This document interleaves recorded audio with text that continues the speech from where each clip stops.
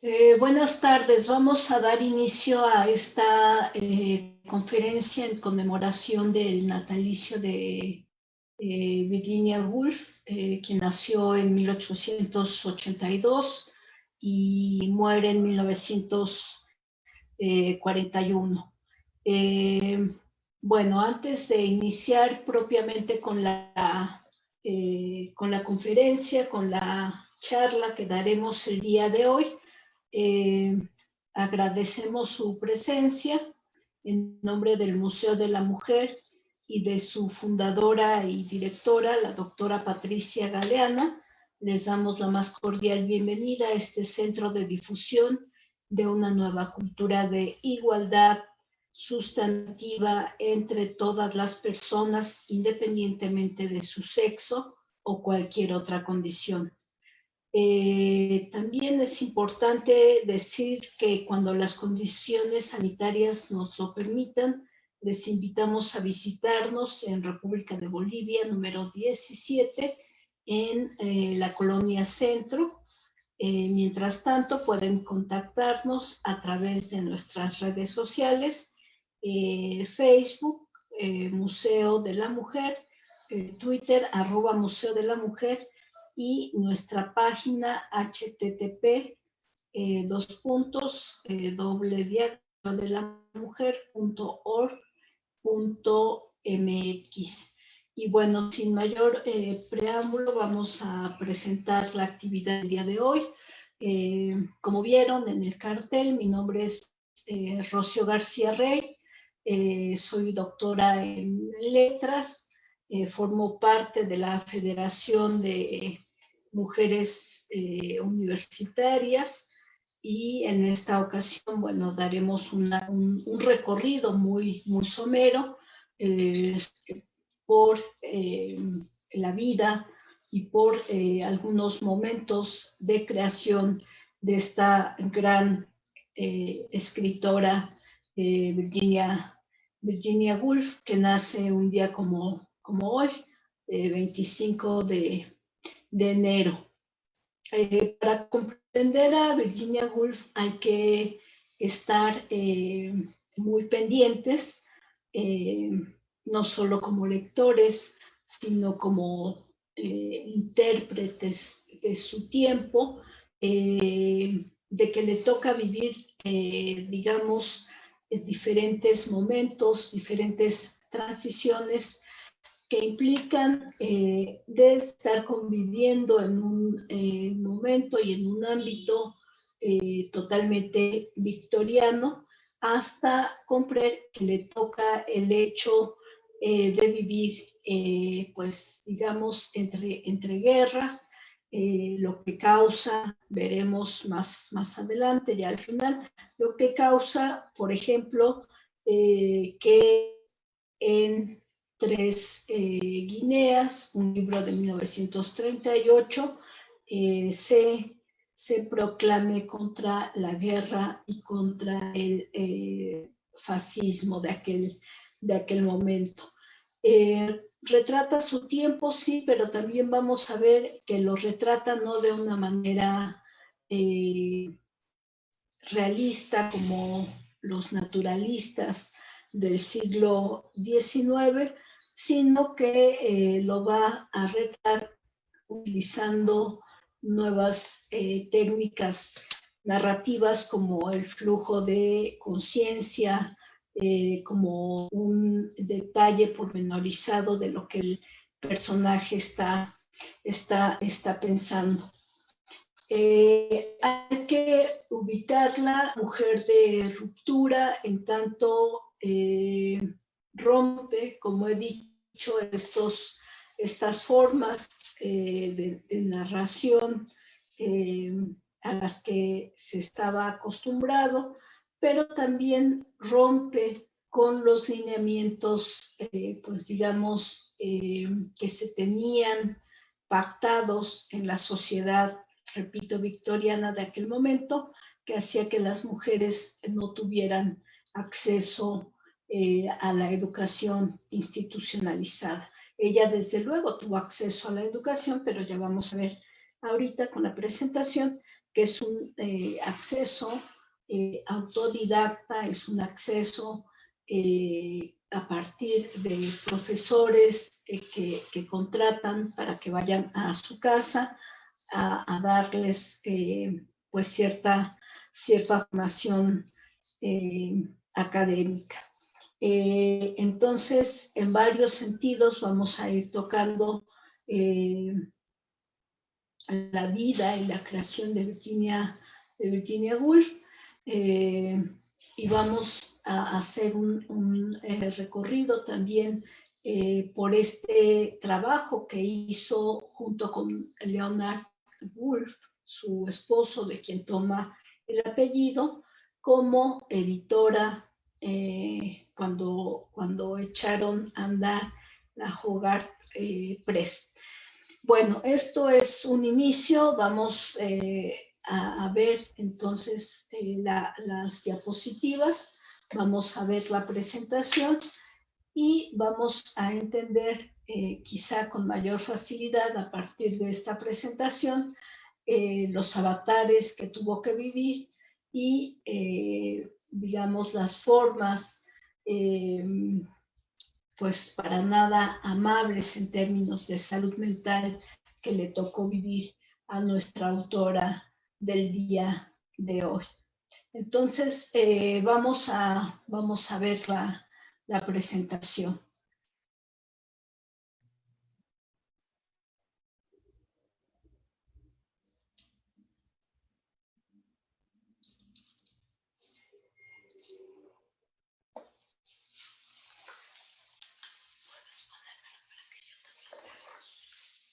Bueno, espero que vean bien la presentación.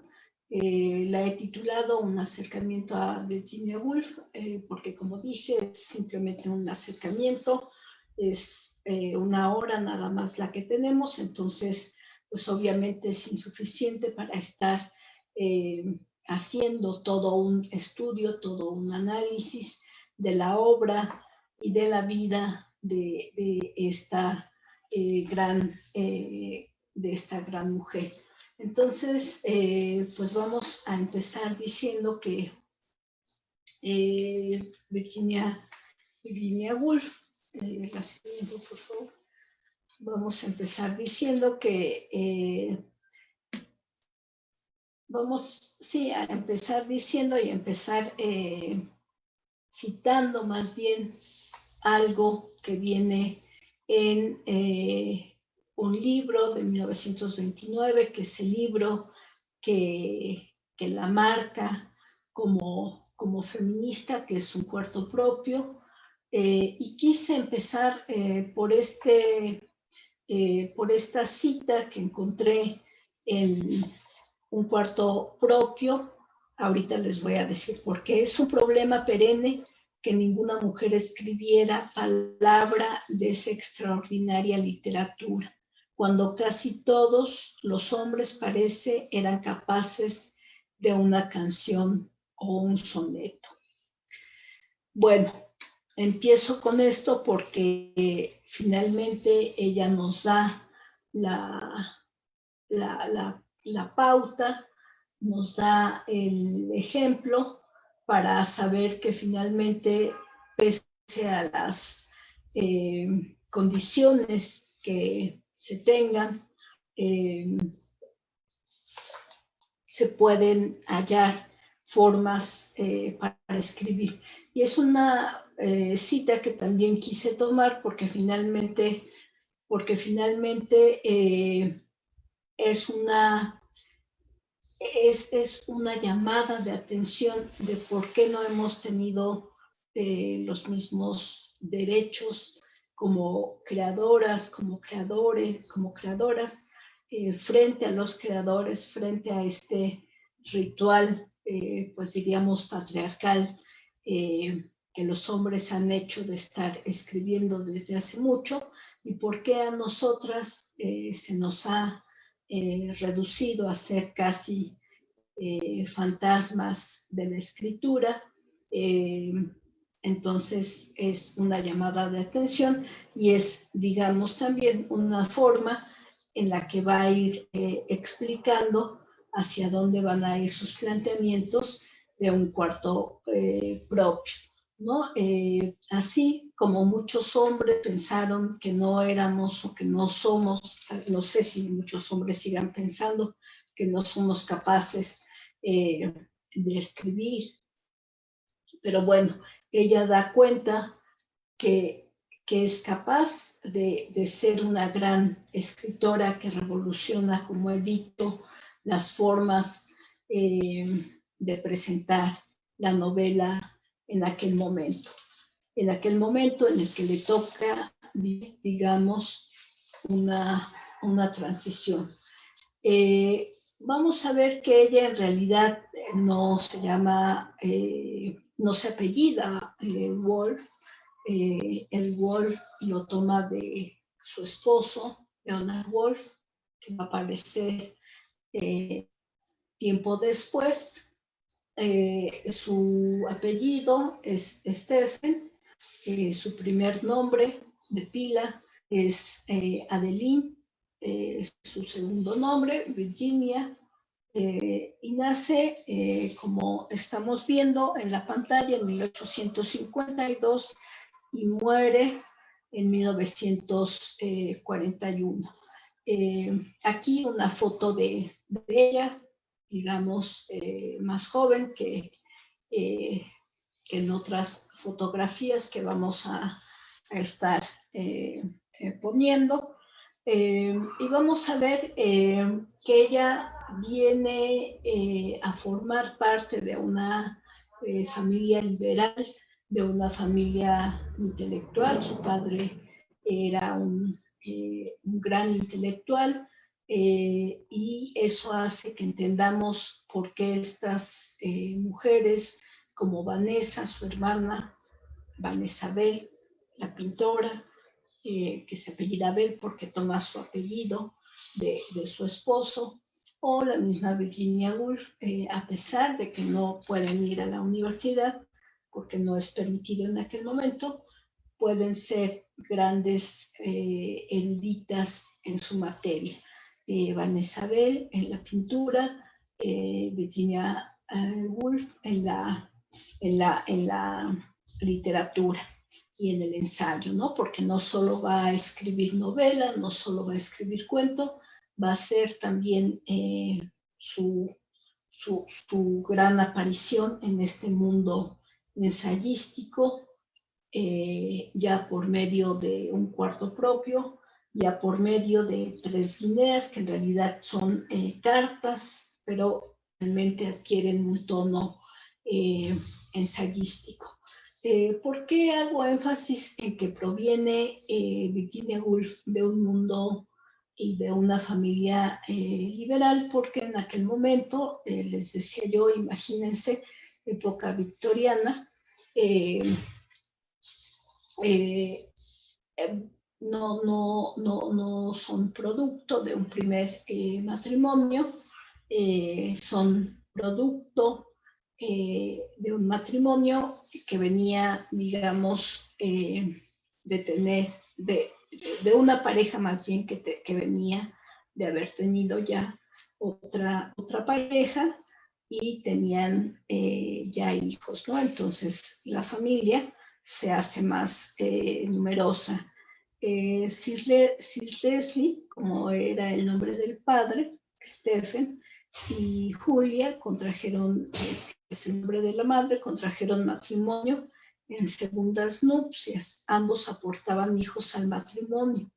Sir Leslie contribuyó con una hija, Laura Stephen, quien vivió con la familia hasta su ingreso en un hospital psiquiátrico, permaneció recluida hasta su muerte. Mientras que Julia, la madre de Virginia, aportaba a la nueva familia 3 hijos, George, Stella, Gerald, fruto del matrimonio, Stephen, Jackson. Nacieron 4 hijas, Jackson es el apellido de Julia, 4 hijos, Vanessa, que es Vanessa Bell, Toby, Virginia y Adrián. La madre de Vanessa y Virginia murió siendo ambas muy jóvenes, por lo que la hermanastra mayor, Estela, pasaría a hacerse cargo de la familia, pero poco tiempo, puesto que ésta falleció 2 años más tarde. La muerte de Estela supuso un largo golpe para las hermanas. Stephen, sin la protección de su hermana, tanto Vanessa como Virginia sufrieron abusos sexuales por parte de su hermanastro George Duckworth. Bueno, esto es importante. Aquí quisiera detenerme no solo en la anécdota, no solo en el dato, porque nos enfrentamos y tenemos la parte de la explicación, la charla sobre psicoanálisis, no es una charla psicológica, pero finalmente sí hay que considerar que estas mujeres, tanto Vanessa como Virginia, se enfrentan a un duelo que quizá podamos decir, quizá podamos afirmar, no es bien trabajado, a un duelo que les va a dejar secuelas, pero sobre todo a Virginia. Virginia tenía 13 años cuando muere la madre, 15 cuando muere Estela, que es la figura que las está protegiendo, y en ese sentido va a empezar, no sabemos si hay un problema hereditario, un problema con el que tenga que enfrentarse desde su nacimiento para que tenga después lo que se conoce como un trastorno bipolar, pero sí muchos estudiosos coinciden en que es a partir de la muerte de la madre que ella comienza a tener estos estados depresivos que pues la van a estar persiguiendo por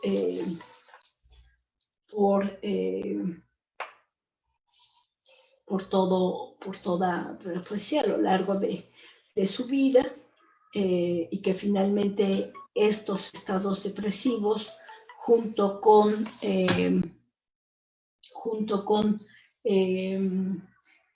el momento en que están viviendo el avance del fascismo, muchos años después, en 1941, va a ser que termine suicidándose. Estos abusos sexuales no hay que omitirlos, porque mucho se dice que finalmente son abusos que hacen que finalmente haya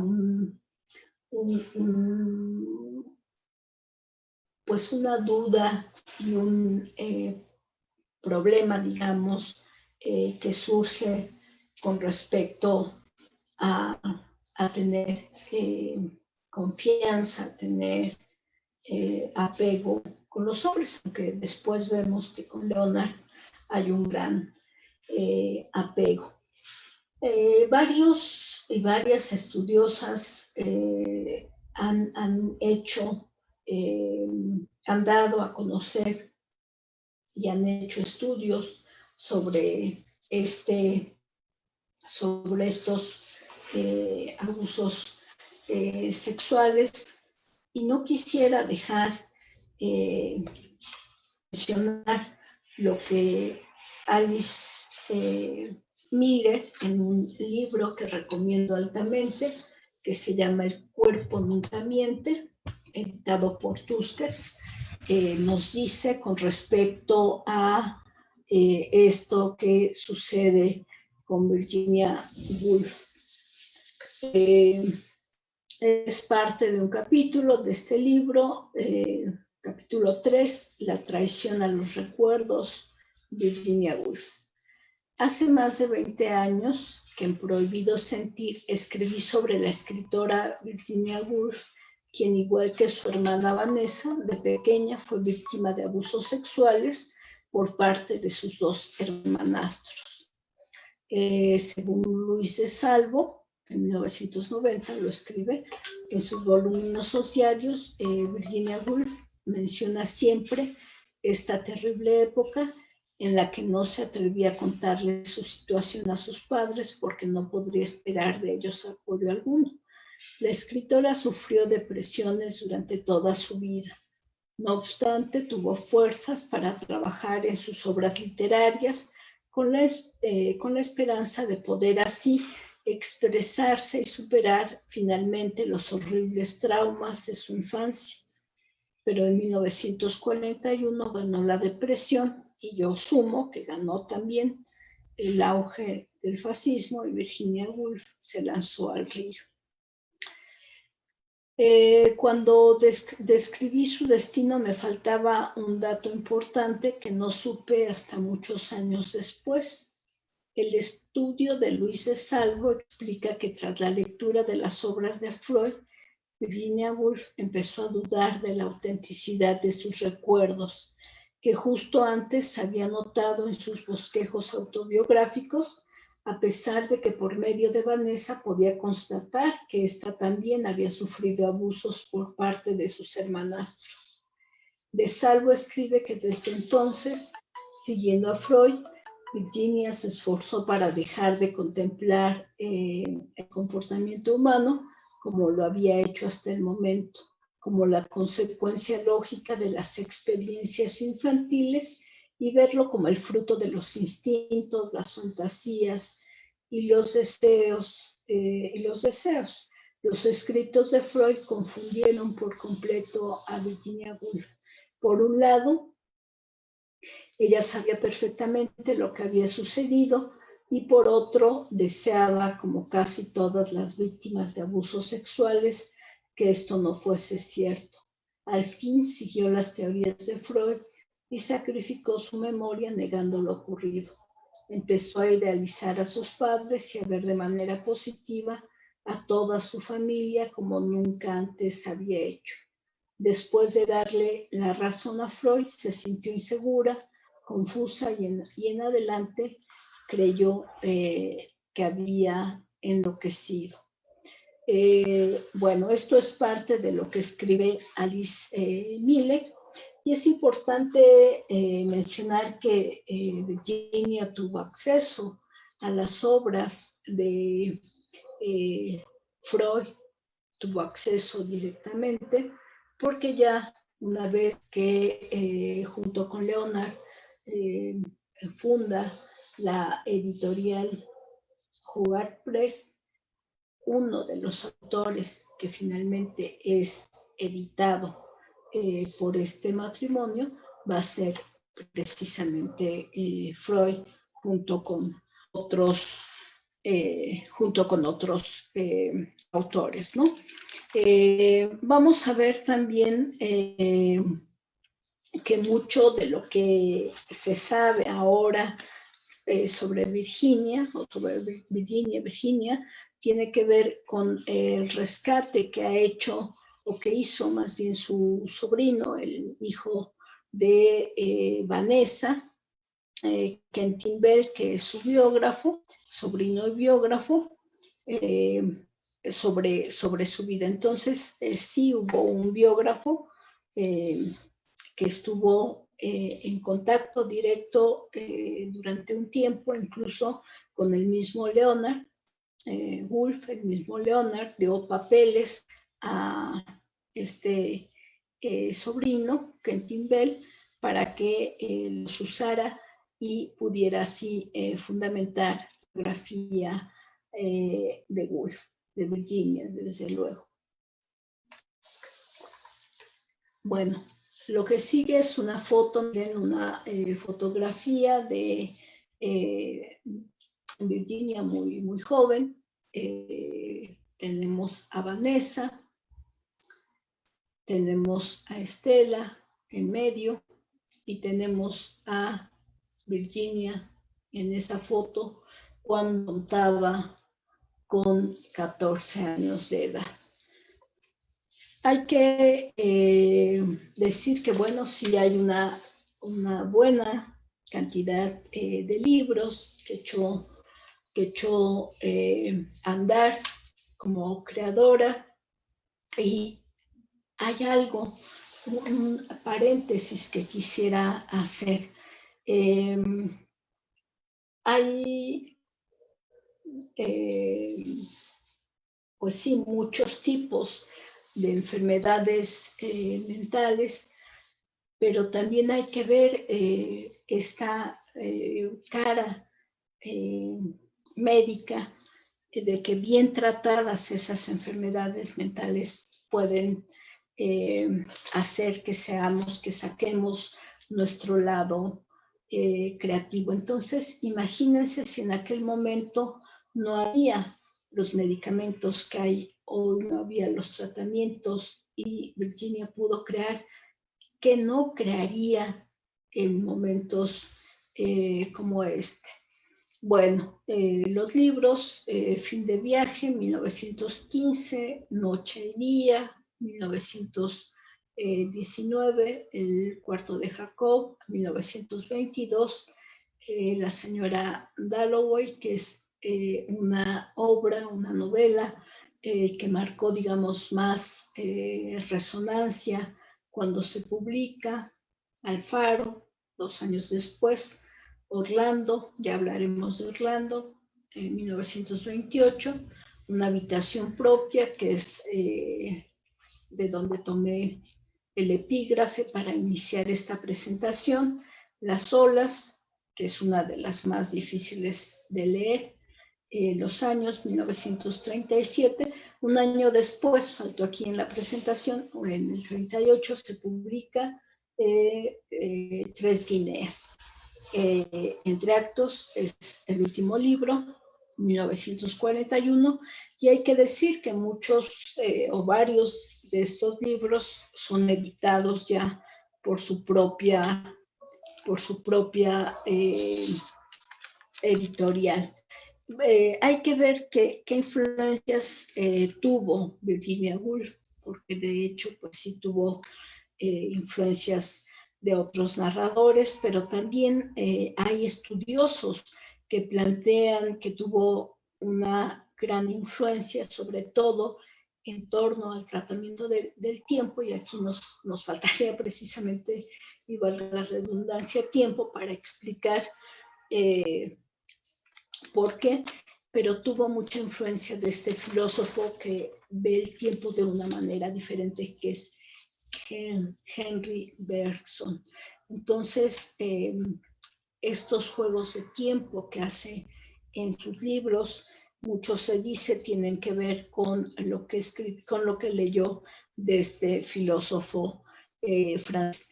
¿Quiénes se dice que la van a estar influyendo en su producción narrativa? Pues nada más y nada menos que Marcel Proust, James Joyce, Catherine Mansfield, una mujer que después va a ser también editada por su casa editorial, y Dorothy Richardson. Hay que decir también que en ella siempre estuvo la creatividad, pues digamos, a flor de piel, porque siendo niña nos cuentan que hubo un periodiquito, ahorita nos regresamos a las otras, que hubo un periodiquito que ella pues llevó a cabo. Entonces, miren, esto es lo que Alberto López nos dice. Como muestra de la creatividad de la pequeña Virginia, a los 9 años creó una especie de periódico familiar que se tituló The Hyde Park Gate News, haciendo mención a la dirección de la casa familiar, el número 22 de Hyde Park Gate, en el barrio de Kensington, y que distribuía entre la familia. Entonces, esto nos habla ya de un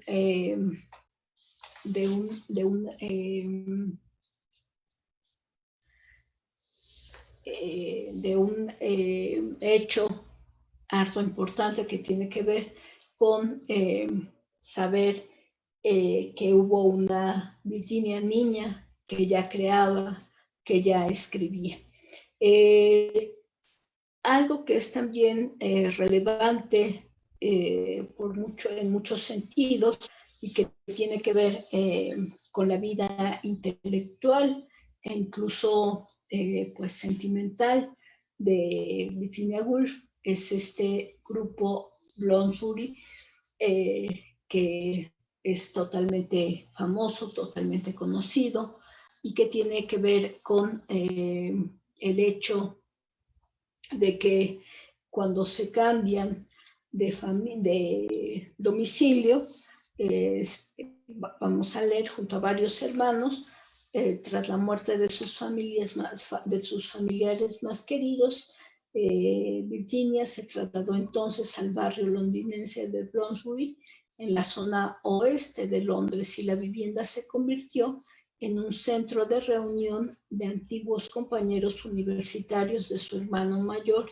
entre los que figuraban intelectuales de la talla de escritores como Forster o Strachey, el economista Keynes, el pintor Grant y los filósofos Bertrand Russell y Ludwig Wittgenstein. Todos ellos formaron el conocido grupo de Bloomsbury.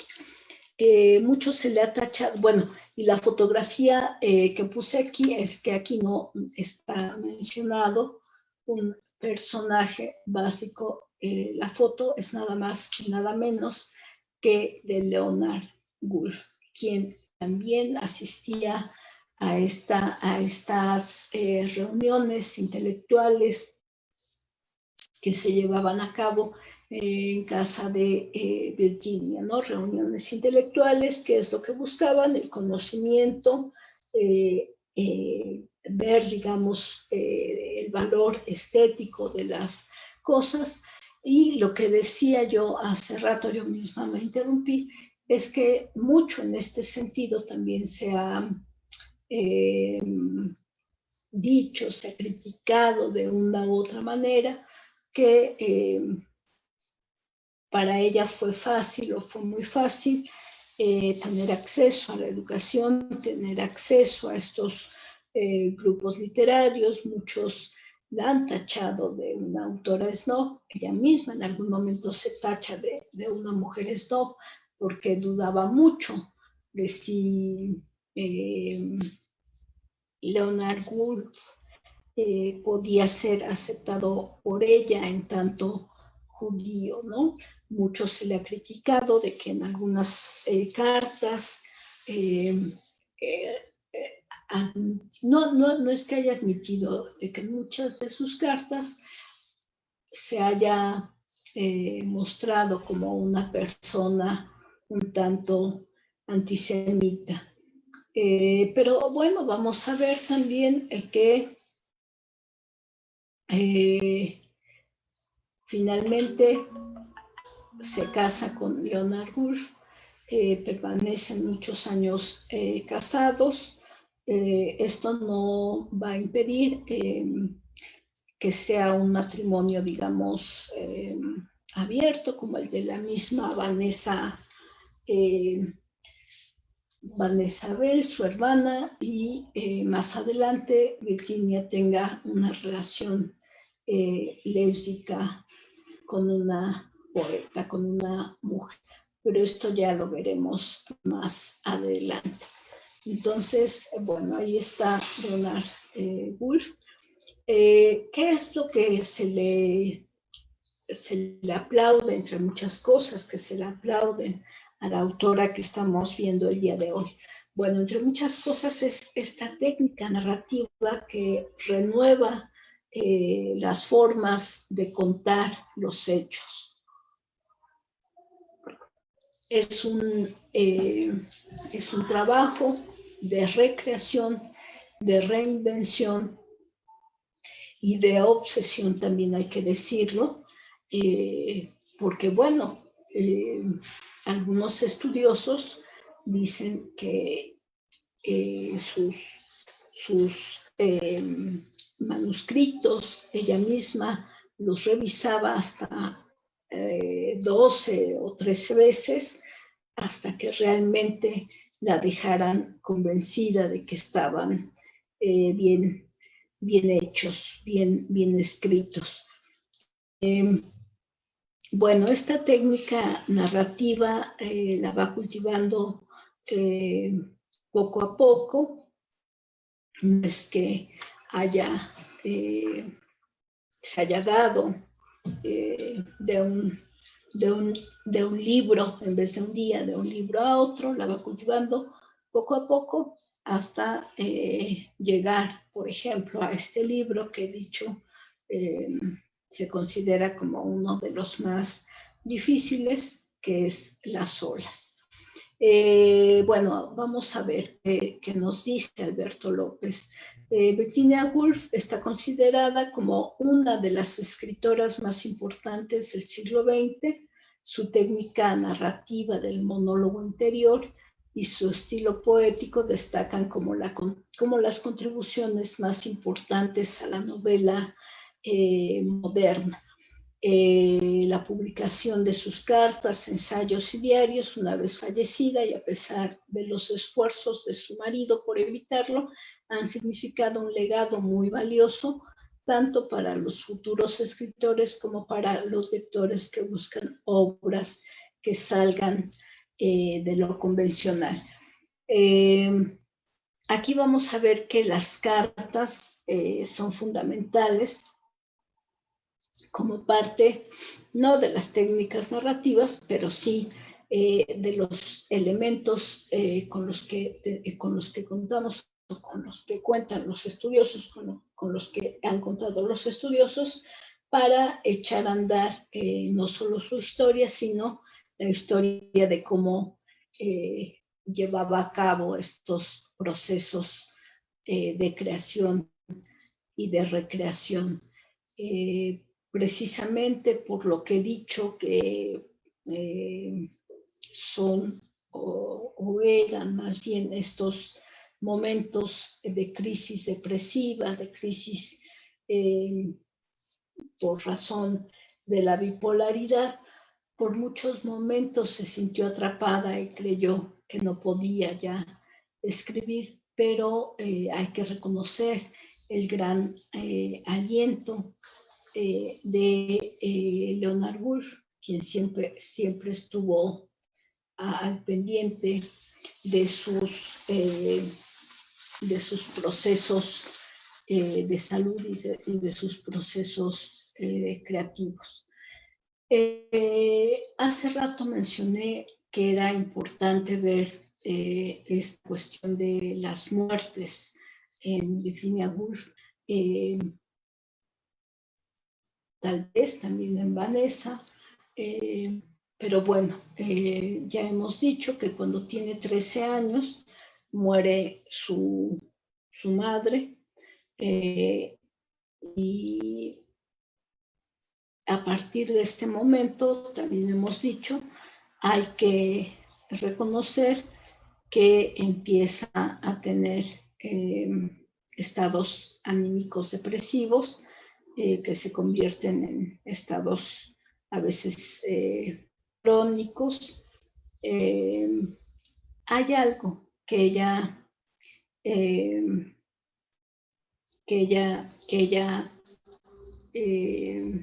reconoce, que es la melancolía. La melancolía que, la siguiente por favor, que deja la muerte de la madre. Aquí es muy importante y yo les aconsejaría este libro, Momentos de Vida, Biblioteca Virginia Woolf, está editado por Lumet. Son cartas que ella escribe de momentos de vida precisamente que ha tenido, y los escribe a un sobrino de ella, y narra ella y cómo podemos ver cómo se queda el luto en su cuerpo, cómo se queda el luto en su emoción. Aquí se está refiriendo a su mamá, está tomado del capítulo 2. Su muerte, le dice el sobrino, su muerte de la abuela del sobrino, es decir, de la mamá Julia. Su muerte el día 5 de mayo de 1895 inauguró un periodo de melancolía oriental, ya que sin la menor duda algo había en las estancias en penumbra, en los gemidos, en las apasionadas lamentaciones que rebasaban los normales límites de duelo y que acompañaron la genuina tragedia con pliegues orientales de colgadura. Imagínense que rebasaba los normales límites de duelo y veamos también esta palabra, apasionadas lamentaciones. Entonces, pues nos está hablando de un gran dolor, de un dolor que tal vez, como dije en un principio, nunca realmente logró resolver, nunca logró trabajar como debía y quizá pues vivió sumando muchos duelos a lo largo de su vida, el duelo de la muerte de sus familiares, luego el duelo por la misma enfermedad, que es el duelo propio, unido al duelo político, al duelo social que les toca vivir a ella y a Leonard. Bueno, ahora sí vamos a la editorial Hogarth Press. Aquí miren, vemos una fotografía tanto de, bueno, ya del matrimonio de Virginia con Leonard. Aquí es importante decir, y no solo este hombre, lo dice varios estudiosos, lo plantean, y vamos a encontrar incluso una forma de pista de que el matrimonio, digamos, es visto por ella no precisamente como algo plausible. Yo tengo una hipótesis, yo creo que Leonard vio una figura de protección y que se acunó en él porque se sentía altamente vulnerable en términos emocionales. Bueno, finalmente, para que haya un trabajo intelectual, debe haber también un convencimiento hacia las letras, cuestión que hay en Leonard y en Virginia.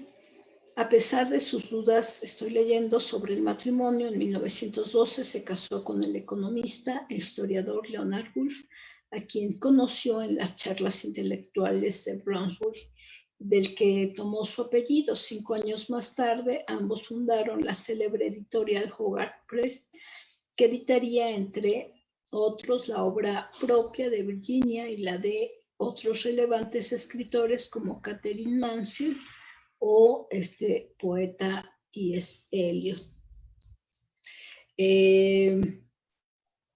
Ahorita recordé, y no sé qué tan políticamente correcto sea, pero bueno, lo voy a decir. Hace 2 años, ya no recuerdo, pero seguramente ustedes recordarán, si no la fecha exacta, recordarán esto que sucedió cuando nada más y nada menos que este escritor de origen peruano, de origen peruano, que es, se me fue ahorita el nombre y es tan famoso, ha ganado Julio, no Julio Cortázar, no, se me fue ahorita el nombre, bueno, ahorita me acuerdo. Eh,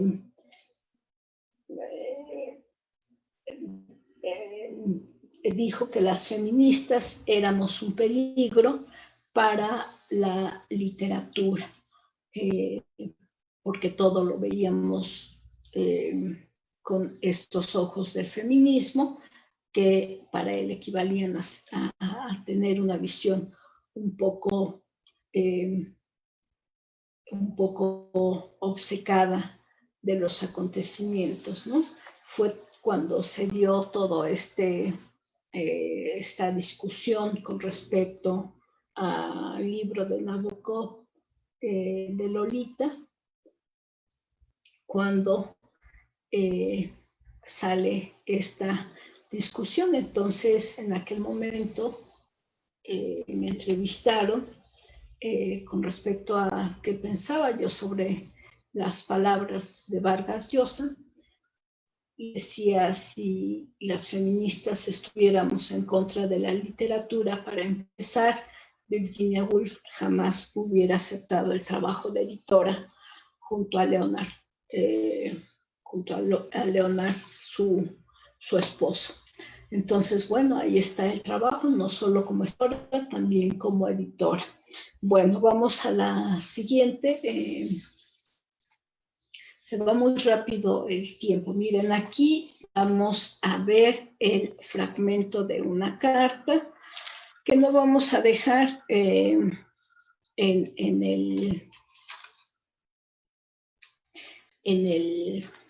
la anécdota. Este encuentro fue muy importante. Este encuentro con la poeta, sobre todo escribía poesía, que fue Vita Sackville-Best.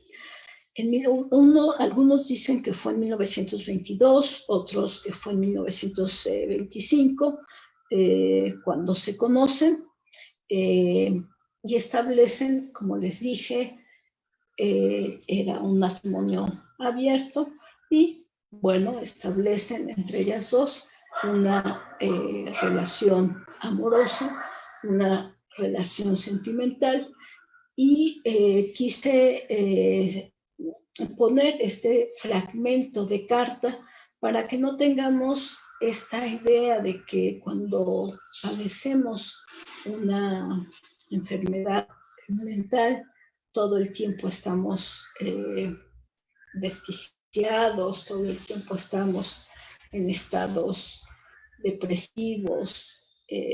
No, también hay momentos de lucidez. Si no, vean todos los libros que produjo esta autora.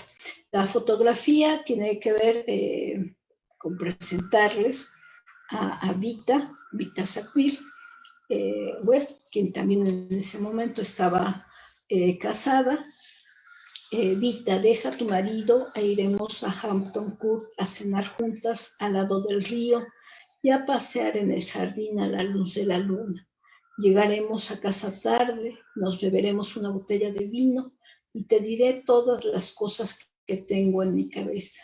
Millones, miriadas. No se agitarán durante el día, solo en la oscuridad junto al río. Piénsalo. Deja a tu marido, te digo, y ven. Aquí cuando dice deja a tu marido, no le está pidiendo que abandone al esposo, está pidiendo deja por una noche al marido y ven conmigo. Ninguna de las dos durante el momento de relación tuvo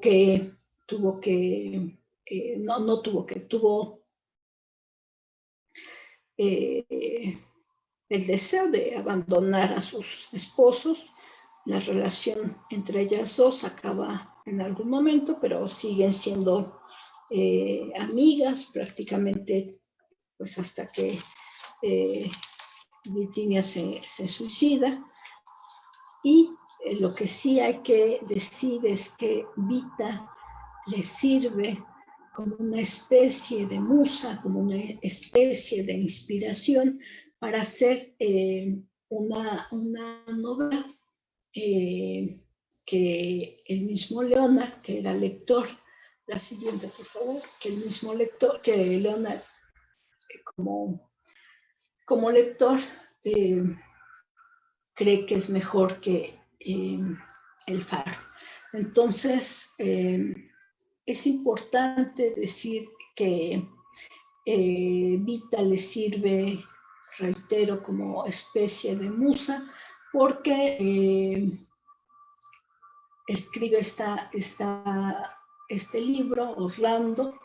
El subtítulo es una biografía y en realidad está dándole vida a Vita en esta novela. Varios editores, varios lectores no entendían estas formas, pues digamos, de ruptura en que narraba Virginia Woolf, y entonces simplemente decían que no vale la pena, ¿no? Es un libro que abarca varios siglos dentro de la narración, y vamos a ver. Es un relato biográfico de tintes irónicos acerca de la vida de Vita Sackville-West, de quien Woolf había estado enamorada. En su momento, algunos críticos, que es lo que les decía, lo rechazaron tajantemente, juzgando que era una carta de amor privada y carente de seriedad, dado su tono mordaz, su comicidad y su carácter caprichoso. Finalmente, yo les digo que sí se editó. Finalmente, incluso en el 1993, sirvió como base para una película del mismo título, Orlando, que a lo mejor todavía se puede encontrar.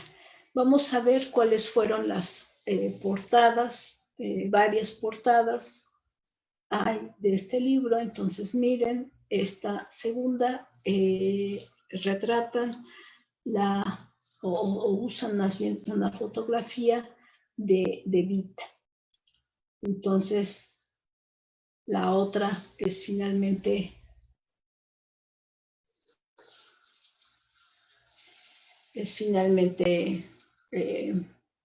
un cuadro, ¿no? Bueno, no quisiera dejar de tocar este libro, que es la señora Dalloway, porque es un libro que también marca mucho, en el sentido de que el tiempo en el que corre la historia de la protagonista, que es Clarissa, son 12 horas. Todo el libro cuenta 12 horas en la vida de esta mujer, que nos da ciertas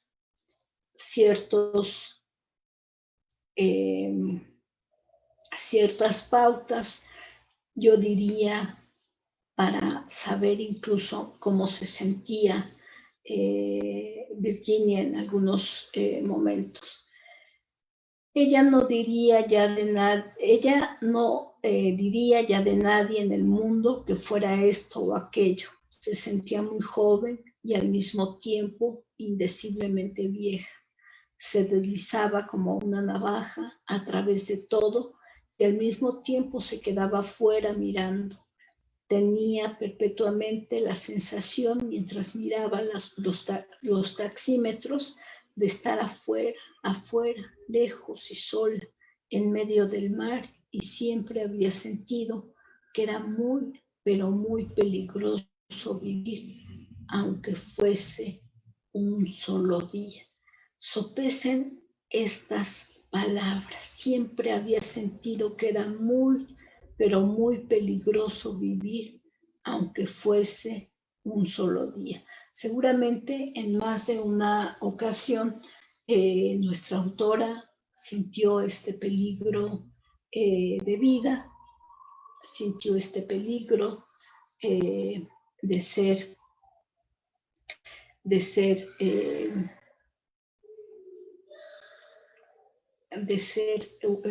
un sujeto que pensaba, que se daba cuenta de lo que estaba sucediendo a su alrededor y de lo que le estaba sucediendo a ella misma en términos de salud mental. Vamos a ver otra diapositiva de esta misma novela que fue publicada, hay que decirlo, en 1925. Miren, en este fragmento, ahorita que lo leamos, nos vamos a dar cuenta de cómo pone finalmente en entredicho esta cuestión del matrimonio. Como el matrimonio, podemos ver como subtexto, quita la identidad, la individualidad. Pero a menudo, esta es su Clarisa, ¿no? Pero a menudo este cuerpo que habitaba se detuvo a mirar un cuadro holandés. Este cuerpo con todas sus cualidades parecía nada, absolutamente nada. Sentía la rara impresión de ser invisible, de pasar inadvertida, desconocida, alguien que ya no se casaría, que no tendría más hijos, que realizaba este asombroso y casi solemne paseo con la muchedumbre por Bond Street, que era la señora Dalloway, ni siquiera Clarisa, ahora apenas la señora de Richard Dalloway. Bueno, esto es tomado de la página 11. Se está yendo muy rápido el tiempo. Vamos a ver la siguiente diapositiva. Yo quería enfocarme más, pero no me va a dar tiempo, por desgracia, a hablar. Es decir, quería enfocarme más tiempo a hablar de este libro que rompe, digamos, con el mito de que todo estaba bien y de que todas las mujeres eran felices casándose y teniendo hijos. Y Virginia Woolf nos enseña en 1929 que, fíjense, en plena crisis del 29, en 1929, que no es así, que hay mujeres como ella, porque seguramente hubo más de una mujer intelectual que se sorprendió, que se enojó, que puso en duda estas certezas del mundo cuando se da cuenta que los libros que hablan de mujeres son libros escritos por hombres. ¿Dónde está el bolígrafo de las mujeres? ¿Dónde está el bolígrafo de estas mujeres creadoras? ¿Dónde están las palabras? No están. Simplemente hay fantasmas y aquí es donde en este libro le da vida a una imaginaria hermana de Shakespeare, que es Judith. Y vamos a ver qué nos dice en este fragmento. Revisando la historia de la hermana de Shakespeare, como yo lo hice, es una mujer nacida con un gran talento en el siglo XVI. Se hubiera enloquecido, se hubiera tirado un balazo o hubiera acabado sus días en una choza solitaria, fuera de la aldea, medio bruja, medio hechicera, burlada y temida. ¿Qué es lo que no había? No había el permiso en aquel momento para trabajar y por lo tanto no había dinero y por lo tanto no había autonomía y por lo tanto no había la posibilidad de tener un cuarto propio ni una renta mensual. Y si no hay un espacio propio, no hay un espacio de creación, no hay un espacio para darle paso a la palabra, para darle paso a las historias que nos venga en gana crear. Pero ¿por qué los hombres si tienen o han tenido? ¿Por qué los hombres si han tenido el derecho o el privilegio a crear? Porque son ellos los que han tenido dinero. La siguiente, por favor. Porque han tenido dinero. Entonces, esto no va a estar dicho únicamente, no va a estar siendo reclamado, hay que decirlo así, únicamente en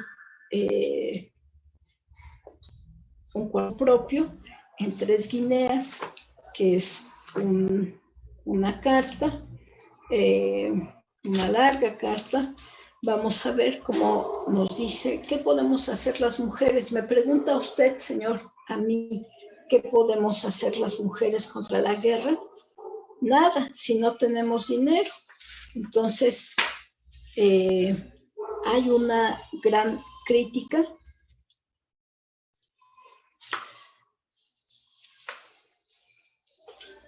Vamos a leer, voy a leer un poquito de 3 guineas y después platico un poco de esta carta a Leonard. La influencia, ella en un tono irónico dice, ¿qué influencia podemos tener? Ninguna, si no tenemos dinero. La influencia que pueden tener está en los hombres, que son los que tienen dinero, y a partir de aquí empieza a hacer toda una hilación de que finalmente el problema tiene que ver con el problema de la educación. Pero además deja muy claro que ese problema de la educación tiene que ver también con un problema que está en relación con la desigualdad, porque no es el mismo acceso que mujeres han tenido a la educación que los hombres han tenido a la educación. Las becas, ¿para quiénes son? Las becas son para los hombres, dice, y el dinero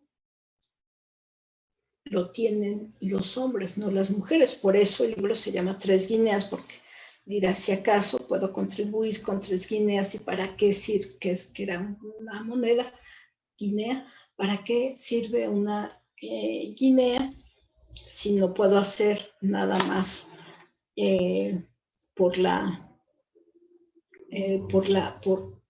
no por la guerra, sino para detener para detener la guerra? Si esta es la verdadera naturaleza de nuestra infancia, y si todos nos mostramos de acuerdo con esta definición y tomamos buena nota de sus efectos, tendremos que concluir que o bien no está a nuestro alcance, porque hay muchas mujeres carentes de belleza, pobres y viejas, o bien es digna de nuestro desprecio, por cuantas muchas de nosotras preferiríamos llamarnos prostitutas pura y simplemente, y ponernos bajo los faroles de Piccadilly Circus antes de utilizarla. Si esta es la verdadera naturaleza indirecta de tan celebrada arma, está hablando de la belleza vista por los hombres, claro. Estamos obligadas a renunciar a ella, a añadir nuestro impulso pigmeo a más potentes fuerzas y a recurrir, tal como usted propone, a firmar cartas, afiliaciones a sociedades y a mandar de vez en cuando un cheque por una exigua cuantía.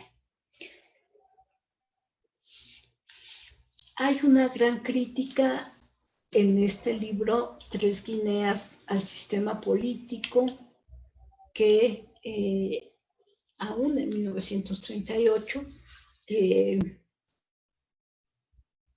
deja a las mujeres totalmente carentes de ser realmente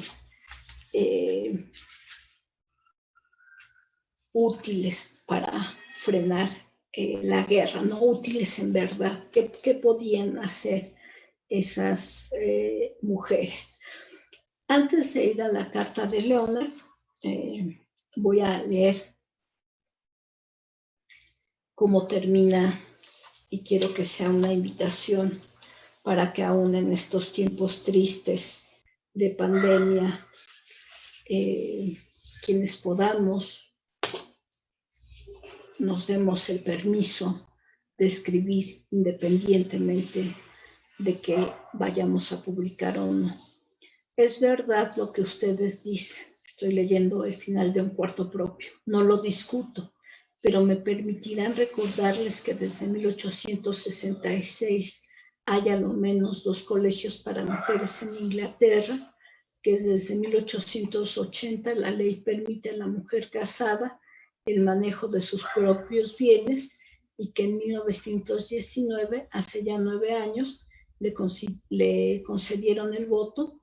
Puedo recordarles también que hace casi 10 años les están abiertas la mayoría de las profesiones.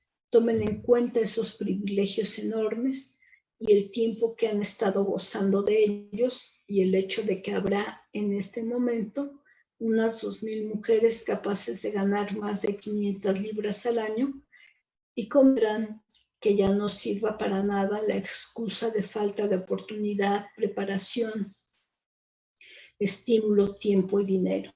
Además, los economistas están diciéndonos que Miss Seaton ha tenido demasiados hijos. Por supuesto, ustedes deben proseguir teniendo hijos, pero según parece, de a 2 o 3, no de a 10 o de a 2.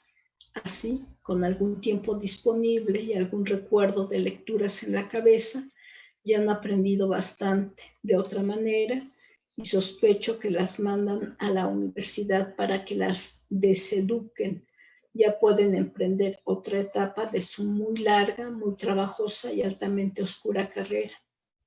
1000 escritores abundan en sugestiones de lo que deben hacer y del efecto que tendrán. Mi propia sugestión es algo fantástico. Prefiero, por consiguiente, darle forma de fábula.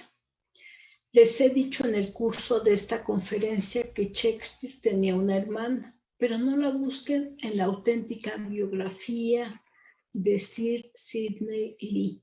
Murió joven. Nunca escribió una línea. Está sepultado donde ahora se paran los ómnibus frente al elefante y la torre. Mi credo es el poeta que jamás escribió una línea y que yace en la encrucijada vive todavía. Viven ustedes y en mí y en muchas otras mujeres que no nos acompañan esta noche porque están lavando los platos y acostando a los chicos. Pero vive porque los grandes poetas no mueren, son presencias continuas. Solo precisan una oportunidad para andar entre nosotros de carne y hueso. Pienso que en breve ustedes le podrán ofrecer esa oportunidad, porque mi credo es que si perduramos un siglo o 2, hablo de la vida en común que es la verdadera y no de las pequeñas vidas aisladas que vivimos como individuos y tenemos 500 libras al año y un cuarto propio.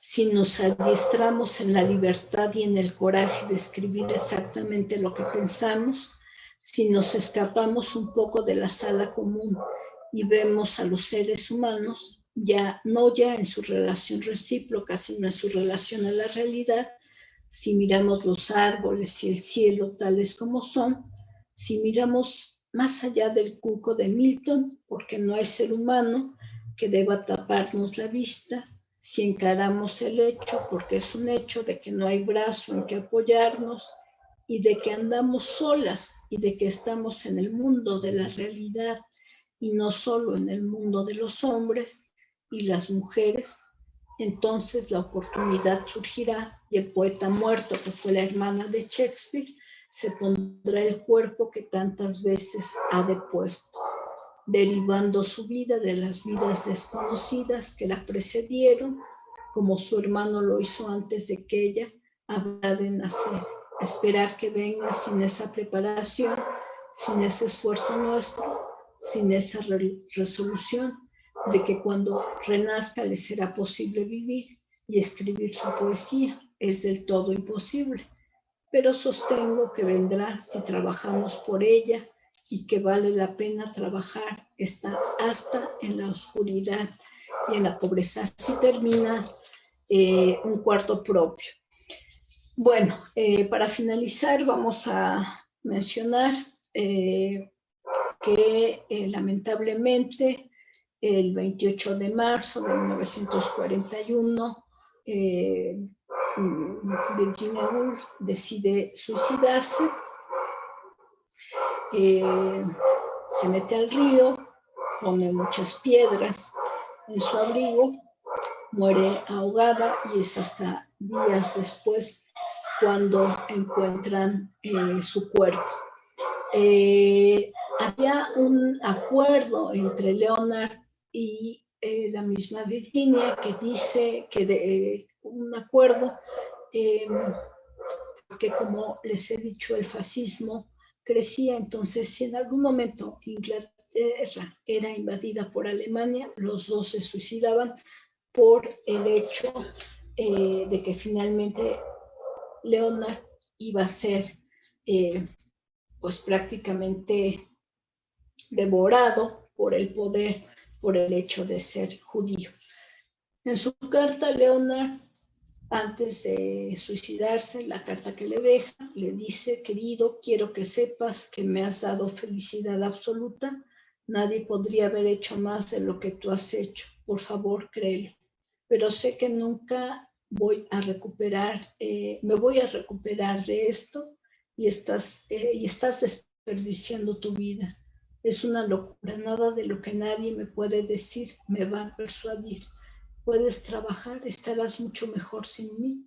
Ya ves que ni siquiera soy capaz de escribir esto, lo que demuestra que tengo razón. Todo lo que quiero decir es que hasta que esta enfermedad apareció éramos perfectamente felices.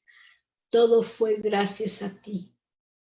Nadie podría haber sido tan bueno como has sido tú desde el primer día hasta ahora.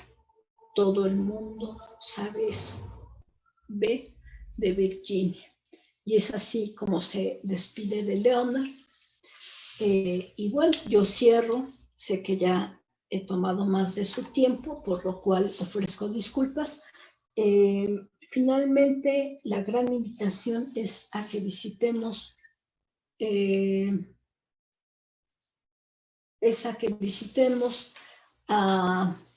revisemos a nuestras autoras, en este caso a Virginia Woolf, a través de la lectura y a través de explicar lo que escribió, tomando en cuenta el momento histórico que vivió, tomando en cuenta el momento histórico que tuvo que padecer, y que no solamente tomar en cuenta que no solamente fue esta mujer bien, esta mujer snob, que fue mucho más, y que nos deja un legado que hay que aprovechar como lectoras en pleno siglo XXI. No me resta más que agradecer su atención, no me resta más que agradecer que hayan estado un poquito más de tiempo. Fue, como les dije, un recorrido muy somero por esta vida tan importante de Virginia Woolf. Muchas gracias y buenas tardes. Quedo a sus órdenes en el Facebook, Rocío García Rey, así me encuentran. Y bueno, quedo a sus órdenes. Ahora no tuvimos quien moderara, por eso no pudimos leer los comentarios en el chat, pero por eso les estoy dando el Facebook. Si quieren contactar, por ahí pueden hacerlo. Espero que haya sido fructífera esta charla y nos despedimos entonces. Muchas gracias. Muchísimas gracias por estar con nosotros por esta extraordinaria conferencia. Solamente me resta agradecerle y voy a dar lectura al reconocimiento. El Museo de la Mujer otorga el presente reconocimiento a la doctora Rocío García Rey por su conferencia en conmemoración del natalicio de Virginia Woolf, 1882-1941, 25 de enero de 2021. Atentamente, la doctora Patricia Galeana, directora del museo. Doctora, le agradezco muchísimo y ojalá nos sigan visitando nuestras redes y participando con todas nuestras actividades del museo. Muchas gracias, doctora. Muchas gracias a todos por su presencia.